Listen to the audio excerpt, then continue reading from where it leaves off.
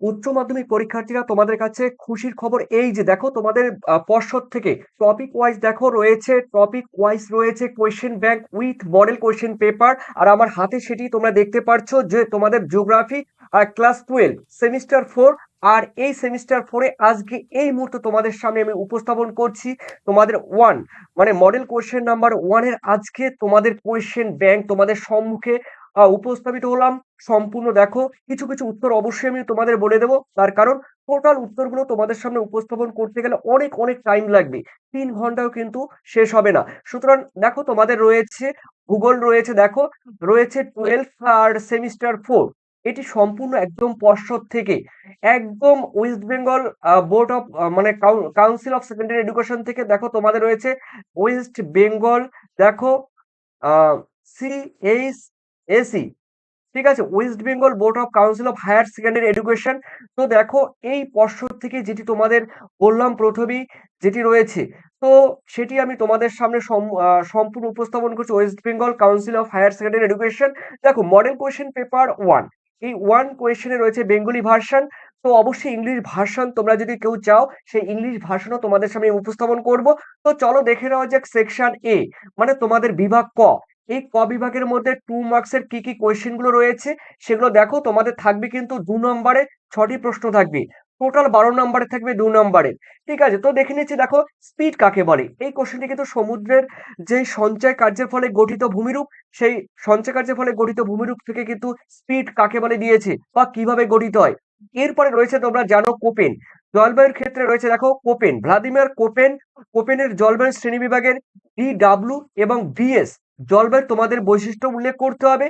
এরপরে রয়েছে দেখো জায়র, এই জায়র বা গায়র, ঠিক আছে, এই জায়র বা গায়র বলতে কি বোঝায়।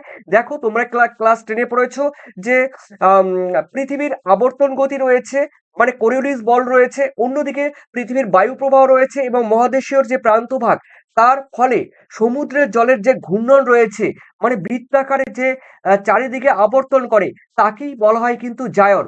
পৃথিবীর মোট 5টি জায়র রয়েছে, প্রশান্ত মহাসাগরে 2টি রয়েছে, আটলান্টিক মহাসাগরে 2টি রয়েছে, আর ভারত মহাসাগরে কিন্তু 1টি রয়েছে। টোটাল রয়েছে কিন্তু 5টি জায়র বা গায়র। ঠিক আছে, তোমরা যাই বলো, GYRE, গায়র বা জায়র। ঠিক আছে, এরপরে রয়েছে দেখো তোমাদের 2 নম্বরে প্রজাতিগত বৈচিত্র্য কাকে বলে। প্রজাতি তোমরা জানো যে বাস্তুতান্ত্রিক বৈচিত্র্য, তারপরে প্রজাতিগত বৈচিত্র্য, ঠিক আছে, এরকম রয়েছে তোমরা জানো।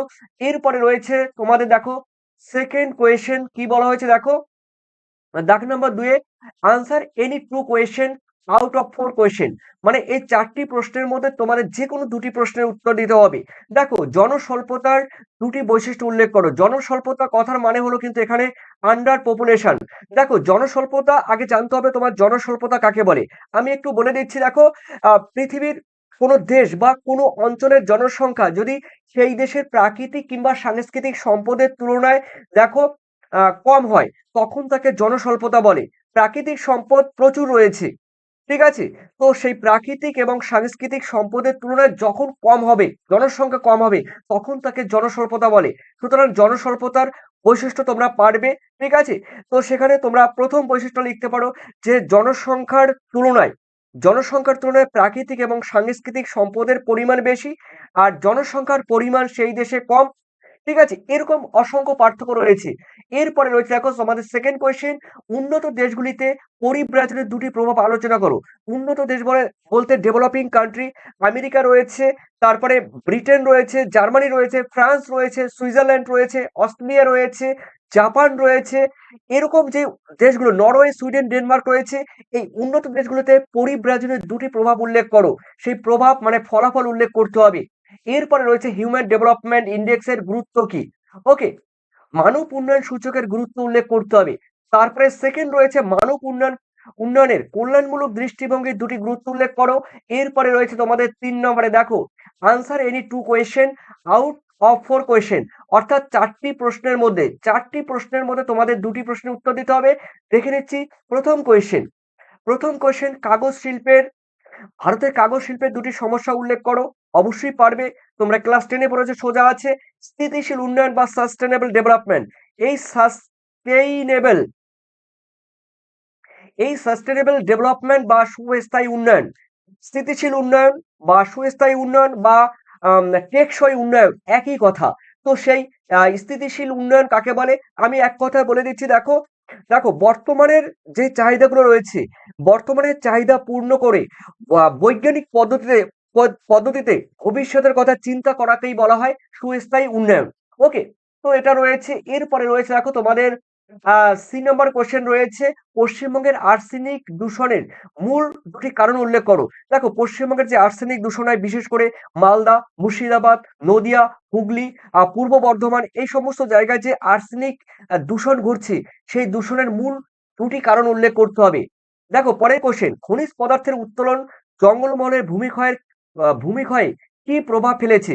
দেখো খনিজ পদার্থ, জঙ্গলমহল বলতে আমরা জানি, দেখো পশ্চিম মেদিনীপুরের তারও আরেকটি আমরা জানি জেলা রয়েছে যে জঙ্গলমহল, সেই জঙ্গলমহলে যে ভূমিক্ষয় হচ্ছে, সেই ভূমিক্ষয়ের কি প্রভাব ফেলে? অর্থাৎ খনিজ সম্পদ উত্তোলন করতে গিয়ে জঙ্গলমহলে যে ভূমিক্ষয় হয়, সেই ভূমিক্ষয়ের প্রভাব উল্লেখ করতে হবে। দেখো তোমরা যারা পিডিএফ নাওনি আমার, আমি বলবো আমার পিডিএফ তোমরা নাওনি, তোমরা পিডিএফ এ অনেক অনেক কোয়েশ্চেন পেয়ে যাবে। তবে সেই পিডিএফ এর মধ্যে তোমাদের প্রত্যেকটি অধ্যায় থেকে বাছাই করা গুরুত্বপূর্ণ প্রশ্ন অর্থাৎ এ টু জেড, মানে প্রথম অধ্যায় থেকে শেষ অধ্যায় পর্যন্ত পিডিএফ এ তোমরা পেয়ে যাবে। উত্তর সহ সাজেশন, সঙ্গে তোমাদের ভিভিআই রয়েছে, ট্রিপল স্টার রয়েছে, এরকম রয়েছে। তো যারা সেই পিডিএফ নেবে তো অবশ্যই তোমরা 7890404016 এই নাম্বারে তোমরা হোয়াটসঅ্যাপ করতে পারো। অবশ্যই যারা পিডিএফ নেবে, যেহেতু তোমাদের হাতে সময় কম, তো অবশ্যই তোমরা কিন্তু 95 তোমরা পেমেন্ট করলে কিন্তু তোমরা পিডিএফ পেয়ে যাবে। ওকে? তো দেখে নিচ্ছি আমি তোমাদের সেকশন বি, মানে বিভাগ খ। এই খ বিভাগ থেকে আমি দেখে নিচ্ছি 3 মার্কস কোয়েশ্চেন, অর্থাৎ 3 নম্বরের কোয়েশ্চেন রয়েছে। কি বলেছে দেখো, 2 টি প্রশ্নের উত্তর দিতে হবে। কোশ্চেন থাকবে 4টি, 3 নম্বরে 4টি কোশ্চেন থাকবে। 3 নম্বরে দেখো কোশ্চেন থাকবে, ঠিক আছে? 4টি প্রশ্ন থাকবে, তার মধ্যে 2টি উত্তর দিতে হবে। অর্থাৎ মানে কোশ্চেন মার্কস হলো 3। প্রথম কোশ্চেন, মধ্য সামুদ্রিক শৈলশিরা দুপাশে চৌম্বক অসঙ্গতি লক্ষ্য করা যায় কেন? দেখো আমরা জানি আটলান্টিক মহাসাগরে যে মধ্য সামুদ্রিক শৈলশিরা রয়েছে, সেই মধ্য সামুদ্রিক শৈলশিরার যে দুপাশে আমরা জানি এস অক্ষরের মতো মধ্য আটলান্টিক শৈলশিরা রয়েছে। তো এই মধ্য আটলান্টিক শৈলশিরার দেখো দুপাশে দুপাশে যে চৌম্বক অসঙ্গতি কেন লক্ষ্য করা যায়, তোমাদের লিখতে হবে, 3 মার্কস থাকবে।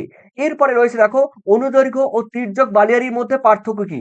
অনুদৈর্ঘ্য বালিয়ারি আর তোমরা জানো তির্যক বালিয়ারি। অনুদৈর্ঘ্য বালিয়ারি এবং তির্যক বালিয়ারির মধ্যে তোমাদের পার্থক্য লিখতে হবে। এরপরে রয়েছে দেখো খুবই গুরুত্বপূর্ণ কোশ্চেন, এই কোশ্চেনটি পরীক্ষায় তোমরা পাচ্ছ 100%। পুনর্জন্ম লাভের ফলে আম দেখো ভূমিতে কিভাবে নদী মঞ্চ গড়ে ওঠে বা নদী মঞ্চ গড়ে ওঠে ব্যাখ্যা করো। অথবা এই কোশ্চেনটি তোমরা ঘুরিয়ে পড়বে যে পুনর্জন্ম লাভের ফলে যে ধরনের ভূমিরূপ গড়ে ওঠে, নদী মঞ্চ রয়েছে, ঠিক আছে? তারপরে উপত্যকার মধ্যে উপত্যকা রয়েছে, এরকম রয়েছে দেখো। তোমরা সেই ৩টি কিন্তু অবশ্যই পড়বে। পুনর্জন্ম লাভের ফলে গঠিত ভূমিরূপগুলো আলোচনা করো। ৩টি পড়বে। ঠিক আছে? পুনর্জন্ম লাভের ফলে কি ভূমিরূপ গঠিত হয়? এই কোশ্চেনটা এরকম না পড়ে আমি যেটা বললাম সেটা যদি তোমরা পড়তে পারো তাহলে নদীমঞ্চ কিভাবে গঠিত হয় সেটাও পারবে। ক্রান্তীয় ঘূর্ণবাদ, এই ট্রপিক্যাল সাইক্লোনের বৈশিষ্ট্য কি? দেখো ক্রান্তীয় ঘূর্ণবাদের কি বৈশিষ্ট্য হতে পারে? ঠিক আছে? একটি পয়েন্ট আমি বলে দিচ্ছি, ক্রান্তীয় ঘূর্ণবাদ উত্তর গোলার্ধে ঘড়ির কাঁটার বিপরীত দিকে ঘোরে এবং দক্ষিণ গোলার্ধে কিন্তু ঘড়ির কাঁটার দিকে ঘোরে।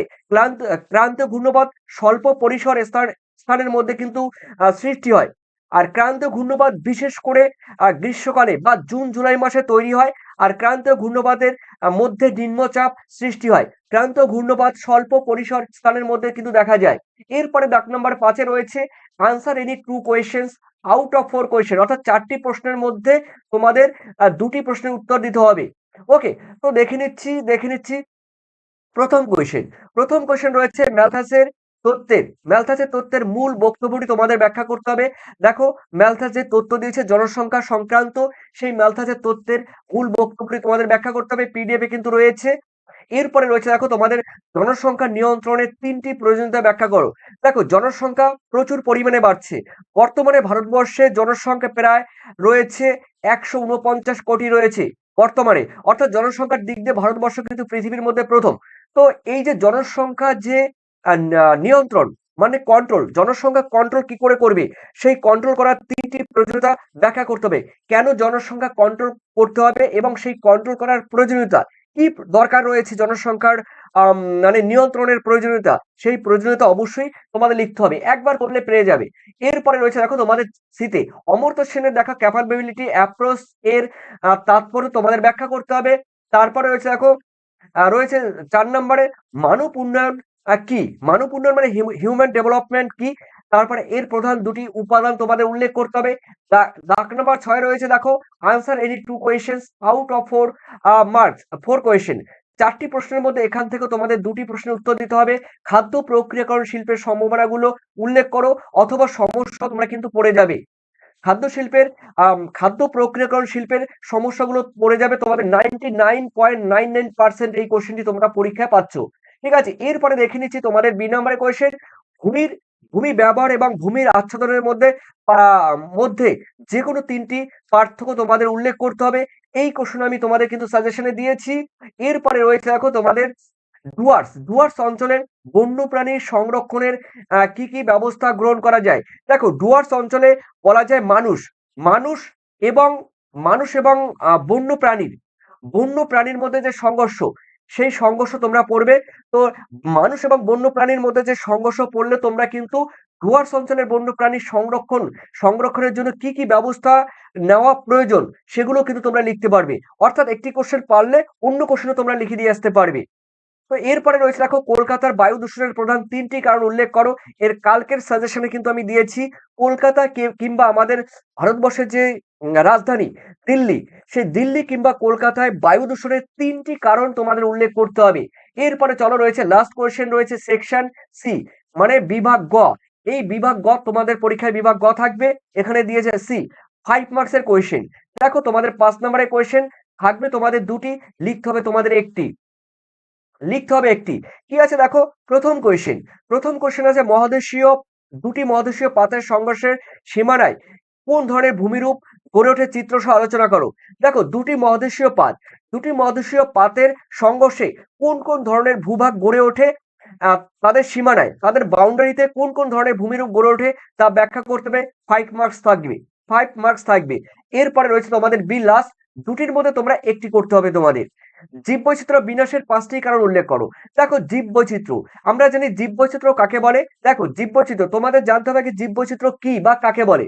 দেখো কোনো একটি অঞ্চলে বা কোনো একটি জায়গায় বা কোনো একটি বাস্তুতন্ত্রের মধ্যে অবস্থিত বিভিন্ন রকম উদ্ভিদ, প্রাণী, কীটপতঙ্গ, ভাইরাস, ব্যাকটেরিয়া প্রভৃতির মধ্যে যে একটি বৈচিত্র্য লক্ষ্য করা যায়, সেই বৈচিত্র্যকেই বলা হয় জীববৈচিত্র্য।